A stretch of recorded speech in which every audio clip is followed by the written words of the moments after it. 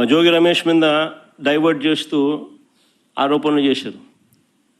మా జోగి రమేష్ 2 ఫోన్లు ఇలా చూపించినాడు. అయ్యా ఈ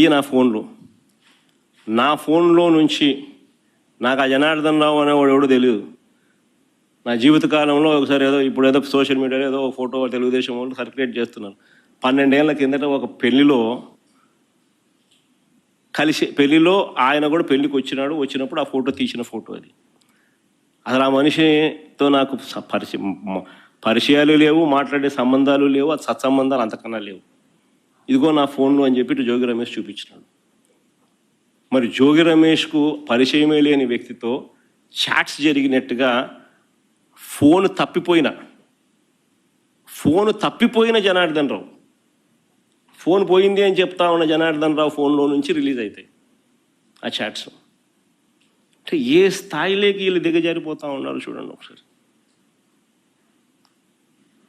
అంటే ఒక ఫ్యాబ్రికేట్ చేసే కార్యక్రమం, ఏకంగా వాళ్ళ ఫోను తీసుకోవడము, ఆ ఫోన్లో చాట్స్ వీళ్ళే జనరేట్ చేయడము, మళ్ళీ ఎవరైనా కోర్టుకెళ్ళి మా జోగి కోర్టులో కేసు వేసినాడు,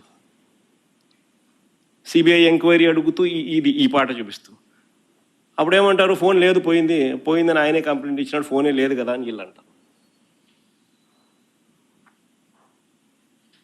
కానీ ఈ లోపల డ్యామేజ్ చేస్తూ ఉన్నారు కదా డైవర్షన్ పాలిటిక్స్లో. అంటే ఒక మనిషిని, ఒక వ్యక్తిత్వ హరణం కాదా ఇది అని అడుగుతా ఉన్నా. నువ్వు చేసింది తప్పు, ఒక ఎదవ పని. ఆ ఎదవ పనిలో టాపిక్ని డైవర్ట్ చేసేందుకు ఇంకొక మనిషి మీద అమాండాలు వేయడం, ఇరికిచ్చే కార్యక్రమం చేయడం, ఇరికిచ్చే కార్యక్రమంలో ఏకంగా ఎవిడెన్సెస్ క్రియేట్ చేయడం అన్యాయం కాదా ఇదని అడుగుతా ఉన్నా.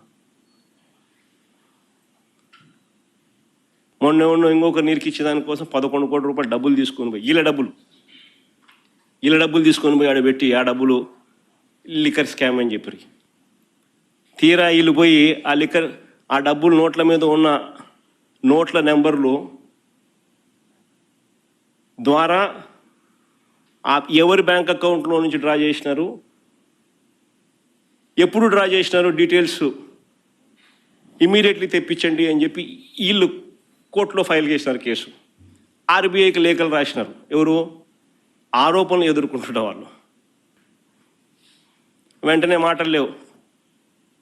ఎక్కడైనా కానీ 11 కోట్ల రూపాయలు ఎక్కడైనా ఇటువంటి డబ్బులు దొరికితే ఏం చేస్తారు? డబ్బులు పక్కన పెడతారు కదా ఎవరైనా. పక్కన పెట్టలేదని చెప్పేసి కలిపేసినామంట.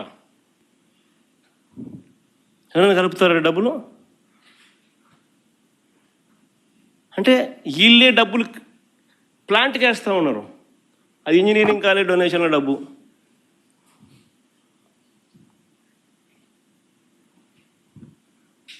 అది ఏ స్థాయిలోకి దిగజారిపోతూ ఉన్నారు అని అంటే నిజంగా ఆశ్చర్యం కలిగించే విషయాలు ఇవన్నీ.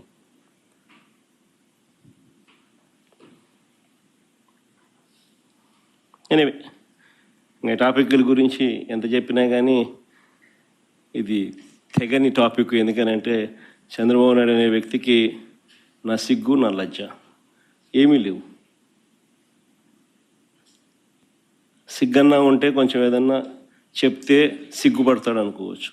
లజ్జన్నా ఉంటే కనీసం సరే అషేమ్డ్గా ఫీల్ అవుతాడని చెప్పని అనుకోవచ్చు. అషేమ్డ్గా ఫీల్ అయ్యేది లేదు, సిగ్గు అంతకన్నా లేదు. సో ఎంబారెస్మెంట్ లేదు, అషేమ్డ్గా ఫీల్ అయ్యేది లేదు. ఇంకెటోళ్ళతో ఏం మాట్లాడా లాభం ఏంటి?